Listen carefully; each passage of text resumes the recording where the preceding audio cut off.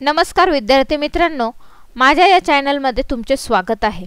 आज आपण इयत्ता 5वी आणि 6वी विषय मराठी इंग्लिश मीडियम यांच्यासाठी मी व्याकरणामधील विरामचिन्हे हा घटक तुम्हाला इथे समजून सांगणार आहे। विद्यार्थी मित्रांनो, विरामचिन्हे म्हणजे काय? आपण संभाषण करताना किंवा लिहिताना अर्थ नीट लक्षात यावा यासाठी काही वेळ थांबतो म्हणजे विराम घेतो। आलं लक्षात? संभाषण करताना म्हणजे आपण बोलताना किंवा लिहिताना अर्थ नीट लक्षात यावा त्यासाठी काय करतो? आपण काही वेळ थांबतो म्हणजेच विराम घेतो आणि तो ज्या चिन्हांनी दर्शवला जातो म्हणजे आपण जे थांबतो स्टॉप होतो ते ज्या चिन्हांनी दर्शवलं जातं त्यांना काय म्हणायचं विद्यार्थी मित्रांनो? तर विरामचिन्हे असे म्हणतात। तर विरामचिन्हे हे पहिलं आहे त्यातलं विरामचिन्हांमधले पूर्णविराम। मी तुम्हाला इथे लिहून दिलेला आहे पूर्णविराम। पूर्णविराम कशाला म्हणतात? वाक्य पूर्ण झाल्यावर पूर्णविराम या चिन्हाचा उपयोग आपल्याला करता येतो किंवा होतो। विद्यार्थी मित्रांनो, जेव्हा आपलं वाक्य पूर्ण होतं त्यालाच पूर्णविराम या चिन्हाचा वापर आपल्याला तिथे करावा लागतो। उदाहरणार्थ, स्वरा शाळेत जाते, हे बघा पूर्णविराम मी दिलेला आहे, ठीक आहे। त्यानंतरचं दुसरं आहे प्रश्नचिन्ह। विद्यार्थी मित्रांनो, हे तुम्हाला माहिती आहे की आपण प्रश्नचिन्ह देतो। कधी देतो? जेव्हा प्रश्नार्थक वाक्याच्या शेवटी प्रश्नचिन्हांचा वापर करतात। उदाहरणार्थ, इंद्रधनुष्यात किती रंग आहेत? बघा पुढे मी प्रश्नचिन्ह दिलेले आहे। किती हा कोणता काय शब्द झाला? प्रश्नार्थक वाक्याचा शेवटी जो प्रश्नार्थक शब्द झालेला आहे आपला किती। त्यानंतर आहे स्वल्पविराम। मोठ्या वाक्यातील समान वाक्ये वेगवेगळी दाखवण्यासाठी मोठे वाक्यांश वेगवेगळे दाखवण्यासाठी एका जातीचे शब्द लागोपाठ आल्यास वाक्याच्या आरंभी संबोधन आल्यास स्वल्पविराम या चिन्हांचा वापर करतात। कधी कधी जेव्हा वाक्य तुमचे मोठे असते आणि त्यानंतर ते वेगळं दाखवण्यासाठी स्वल्पविराम आपल्याला द्यायला लागतो म्हणजे ते चिन्ह वापरायला लागतं वाक्यामध्ये।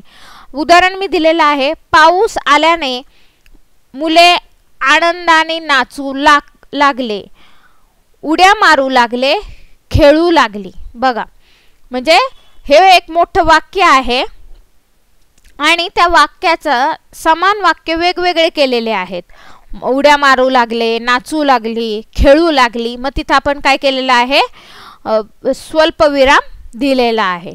त्यानंतर असतं उद्गारवाचक चिन्ह, ठीक आहे। तर उद्गारवाचक चिन्ह कशाला म्हणायचं? तर आपल्या मनातील उत्कट भावना व्यक्त करताना शेवटी उद्गार चिन्हाचा वापर करतात। आता उत्कट भावना म्हणजे काय की बघा एखादा मोठा साप दिसला तर आपण कसं करतो? अरे बापरे! मग त्याच्या पुढे काय द्यायचं? उद्गार चिन्ह द्यायचं। त्याच प्रकारे किंवा आपल्याला एखादं फूल वगैरे आवडलंय किंवा तुम्हाला एखादा पक्षी आवडलाय तर तुम्ही काय म्हणणार? अरे वा, किती सुंदर फूल आहे। आलं लक्षात? अरे वाच्या पुढे तुम्हाला उद्गारवाचक चिन्ह द्यायचं असतं। त्यानंतर आहे विद्यार्थी मित्रांनो एकेरी अवतरण चिन्ह। एकेरी अवतरण चिन्ह कधी द्यायचं?